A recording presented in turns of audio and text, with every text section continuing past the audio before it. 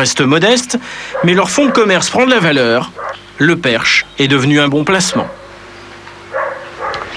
Station de luxe à la montagne, bataille des prix dans le transport aérien pour voyager moins cher, avec à ce sujet un retour sur un événement qui a marqué l'actualité de ces dernières semaines, en l'occurrence la faillite d'Air Liberté.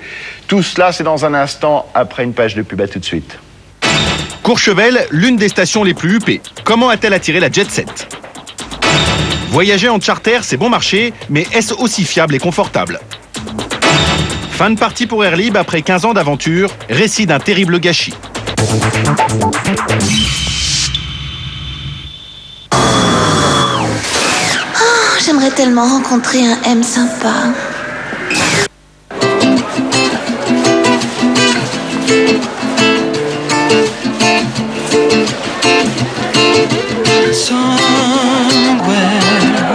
Over the rainbow, way up high, the dreams that you dream on, once in a lullaby. Groupama, donnons à la vie toutes ses chances.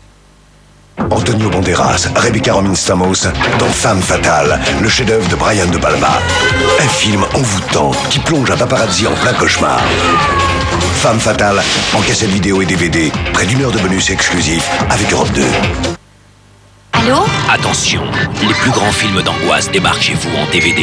Une collection à vous glacer le sang. Le numéro 2, souviens-toi l'été dernier. Le DVD et son fascicule au prix effrayant de 7,90 € chez votre marchand de journaux. Joss Bonbon, espionnage, Châtel. Belmondo Collection. Retrouvez ses meilleurs films en DVD dans une collection de légendes. Le numéro 1, Le Professionnel, chez votre marchand de journaux. Le DVD et son fascicule pour 2,90 € seulement. Vous auriez pu être bloqué ici avec n'importe qui, mais le hasard a voulu que ce soit moi, ici. Après le bord de mer, après la campagne, nous allons maintenant partir au sport d'hiver. Les sports d'hiver, un loisir plus cher, moins accessible. En moyenne, une semaine à la montagne coûte 2 fois plus qu'une semaine au bord de la mer ou à la campagne. Et certaines stations jouent même carrément la carte du très grand luxe, comme Courchevel par exemple.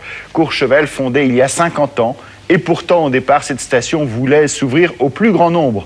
Mais comment, au fil du temps, a-t-elle sélectionné une clientèle jet-set et plutôt très sélecte?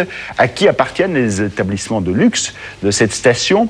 Et comment Courchevel, à côté de son image sportive, entretient-elle aussi cette image de glamour et de luxe? C'est un reportage de Stéphane Martin, de Pierre Toury, d'Arnaud Montand et de Sidonie Morvan.